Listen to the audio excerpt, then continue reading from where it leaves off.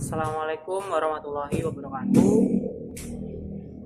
Kami di sini dari kelompok 1 mata kuliah elektromagnet dasar ingin menjelaskan tentang rangkaian arus arah. Kelompok kami terdiri dari yang pertama saya sendiri, Al-Fajar Siddiq dengan NIM 207190001. Lalu ada Aulia Hilda Nurrahmah dengan NIM 207190008. Lalu ada Elsa Monika dengan NIM 207190018.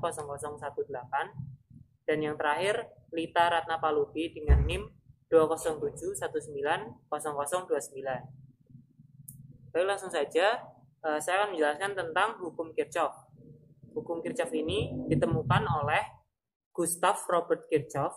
Ia adalah fisikawan Jerman yang berjasa dalam ilmu kelistrikan. Sumbangan utamanya adalah dua hukum dasar rangkaian listrik yang kita kenal sekarang dengan hukum 1 dan hukum 2 Kirchhoff. Lalu bunyi hukum 1 Kirchhoff adalah jumlah aljabar dari arus yang menuju atau masuk dengan arus yang meninggalkan atau keluar pada satu titik sambungan atau cabang sama dengan 0. Jadi hukum 1 Kirchhoff ini merupakan hukum kekekalan muatan listrik yang menyatakan bahwa jumlah muatan listrik yang ada pada sebuah sistem tertutup adalah tetap. Hal ini berarti dalam satu rangkaian bercabang, jumlah kuat arus listrik yang masuk pada suatu percabangan sama dengan jumlah kuat arus listrik yang keluar percabangan itu. Ini adalah rangkaian hukum 1 Kirchhoff, yang mana di situ ada I-nya ada banyak dan ada I1, I2, dan I3. Jadi nilai dari I ini adalah sama dan jumlah I1, I2, dan I3 ini sama dengan nominal dari I. Di sini rumusnya yaitu I1 sama dengan I sama dengan I1 tambah I2 tambah I3. Gitu. Lalu selanjutnya hukum 2 Kirchhoff berbunyi, di dalam satu rangkaian listrik tertutup, jumlah aljabar antara sumber tegangan dengan kerugian-kerugian tegangan selalu sama dengan 0. Jadi hukum 2 Kirchhoff adalah hukum kekekalan energi yang diterapkan dalam satu rangkaian tertutup. Hukum ini menyatakan bahwa jumlah aljabar dari GGL atau gaya gerak listrik sumber beda potensial dalam sebuah rangkaian tertutup sama dengan 0.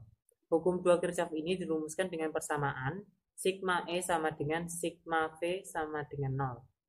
Sigma E tambah sigma V sama dengan 0. Dengan sigma V adalah beda potensial komponen-komponen dalam rangkaian kecuali sumber GGL, dan sigma E ini adalah GGL sumber itu sendiri. Lalu ini adalah rangkaian hukum 2 Kirchhoff.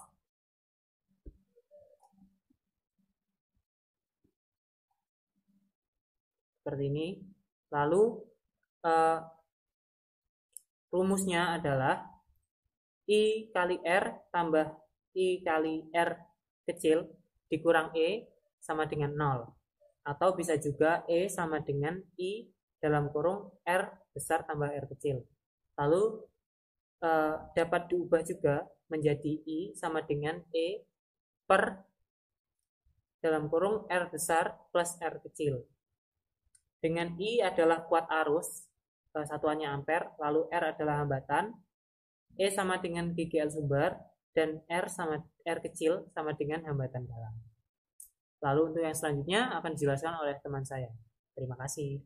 Assalamualaikum warahmatullahi wabarakatuh. Perkenalkan, nama saya Aulia Hilda Nurrahmah dari Tadris IPA A. Pada kesempatan kali ini saya akan mencoba untuk menjelaskan mengenai rangkaian RC. Langsung saja.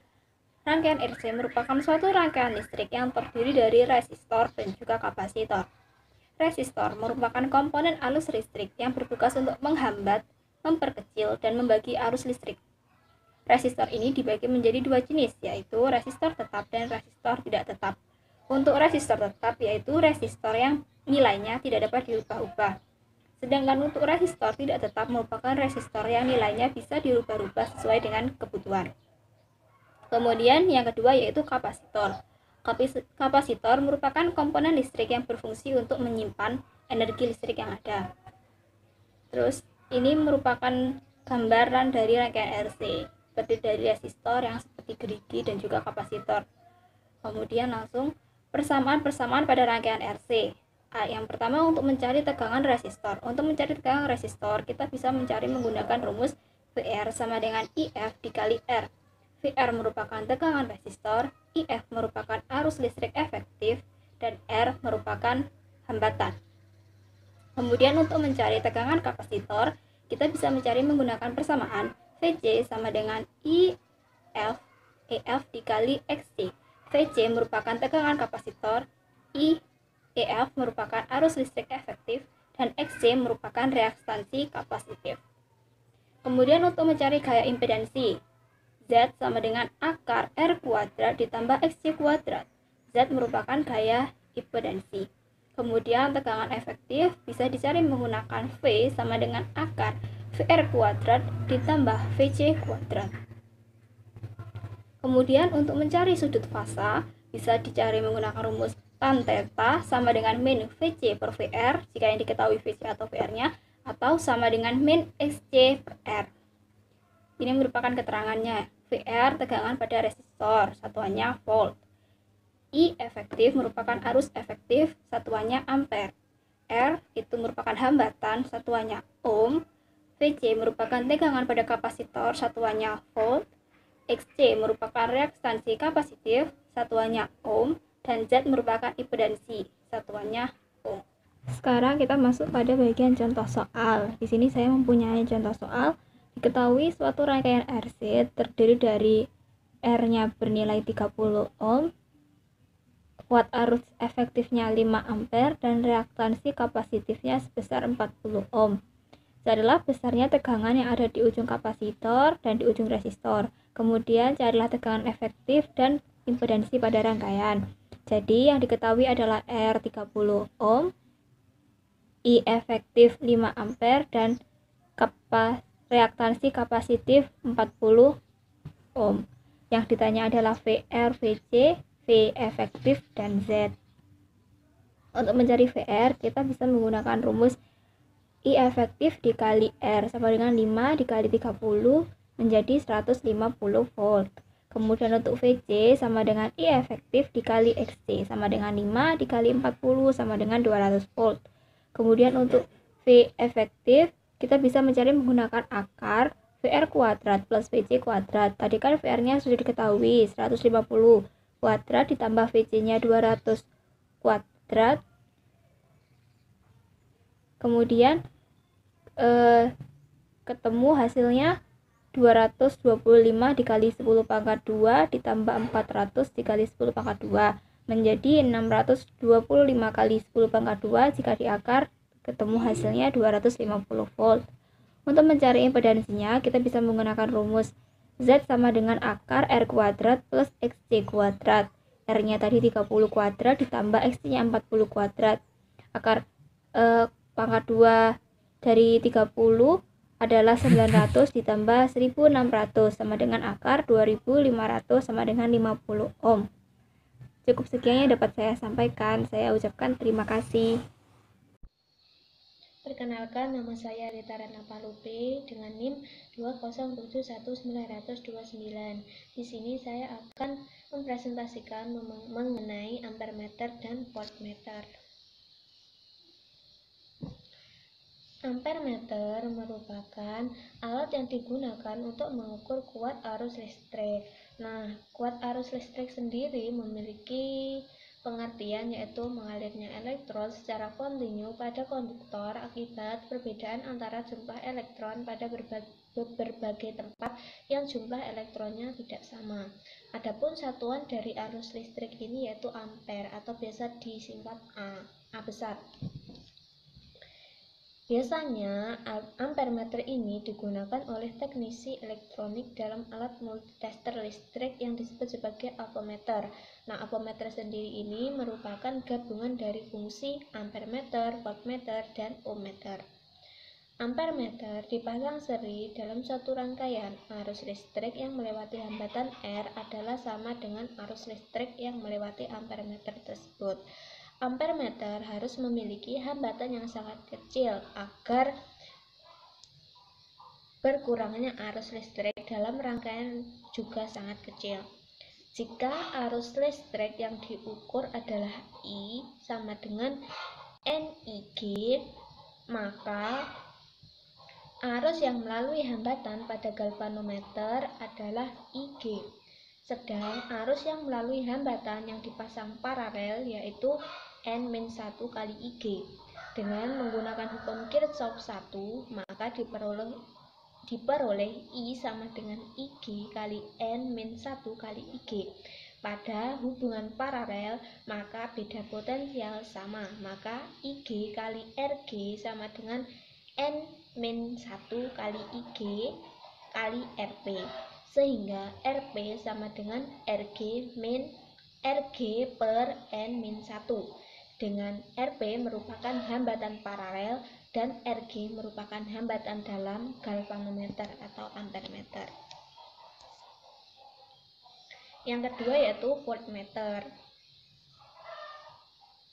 Nah, voltmeter ini merupakan alat yang digunakan untuk mengukur tegangan listrik yang dipasang secara paralel pada elemen yang akan diukur. Susunan voltmeter dengan menggunakan galvanometer jika digunakan untuk mengukur tegangan yang lebih tinggi dari batas maksimumnya, maka harus dipasang hambatan seri atau RS terhadap galvanometer. Nah, galvanometer di sini diibaratkan sebagai voltmeter. Jika tegangan yang diukur V sama dengan N kali VG, maka arus yang melalui hambatan pada galvanometer yaitu IG.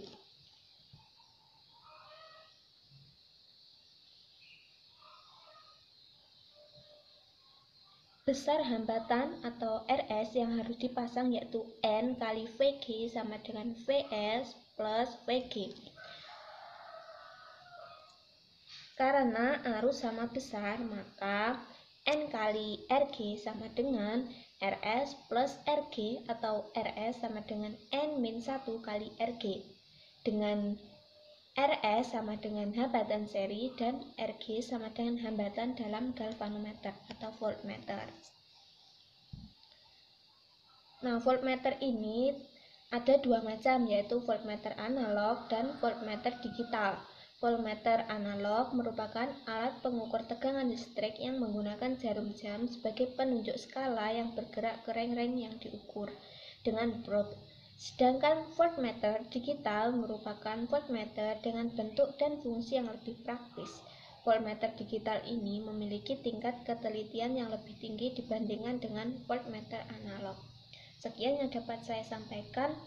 Materi berikutnya akan disampaikan oleh rekan saya. Sekian, terima kasih. Bismillahirrahmanirrahim. Assalamualaikum warahmatullahi wabarakatuh. Perkenalkan, saya Elsa Monika, saya dari Tadris IPA. Di sini saya merupakan salah satu anggota dari kelompok 3. Saya akan melanjutkan presentasi dari teman saya di bagian poin C, yaitu terkait dengan ammeter, voltmeter, dan juga ohmmeter. Pada pembahasan kali ini, di sini saya akan bahas terkait dengan ohmmeter.